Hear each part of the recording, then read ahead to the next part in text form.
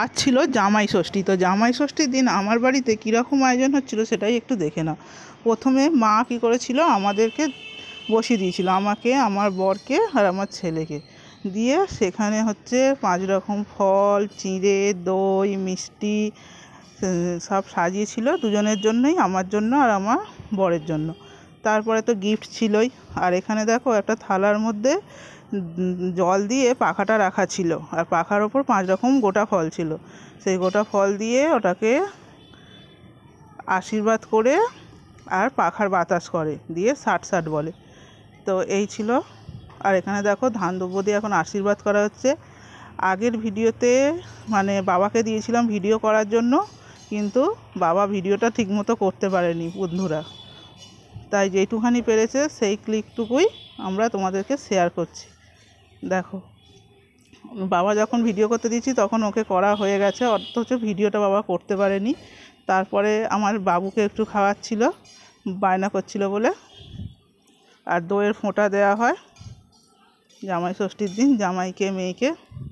তো এইভাবেই আমার বাড়িতে ছোট্ট করে জামাই ষষ্ঠীর আয়োজন করা হয়েছিল। তারপরে তো দুপুরে খাবার দাবার পর্ব ছিল। দেখো বন্ধুরা, এই হচ্ছে সেই 5টা গোটা ফল, যেটা দেখো আমার বাবু নিয়ে নিচ্ছে ওখান থেকে একটা।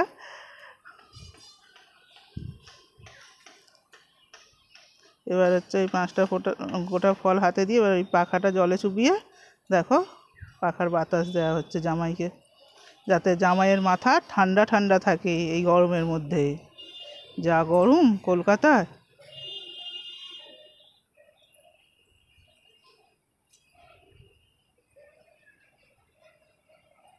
এবার মা আমাকে করছে।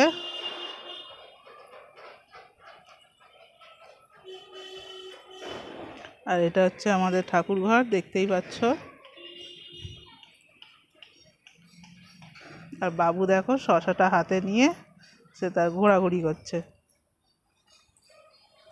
জামাই ষষ্ঠীর দিন শুধু জামাইকে করবে, মেয়েকে করবে না, সেটা তো হয় না। মেয়ের জন্যই তো জামাই, তাই না? তাই মেয়ে জামাই দুজনকে একসাথে বসিয়েই কাজটা সম্পূর্ণ করে মা। এবার আমাকে একটু মিষ্টি খাইয়ে দিল, কারণ আমি চিড়ে টিড়ে খেতে অত বেশি ভালোবাসি না। আমিও মিষ্টি খেয়ে নিলাম, কারণ খিদে খুবই পাচ্ছিল। আর একটু জলও খেয়ে নিলাম।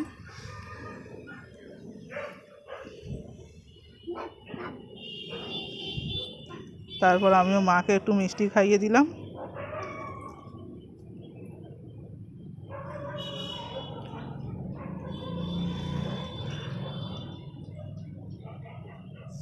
জামাই ষষ্ঠী যেমন হয় তেমন যদি একটু বৌমা ষষ্ঠী হতো তাহলে কত ভালো হতো বলো তো বন্ধুরা। কিন্তু জামাই ষষ্ঠী হয়, বৌমা ষষ্ঠী কি কেউ আর করে না।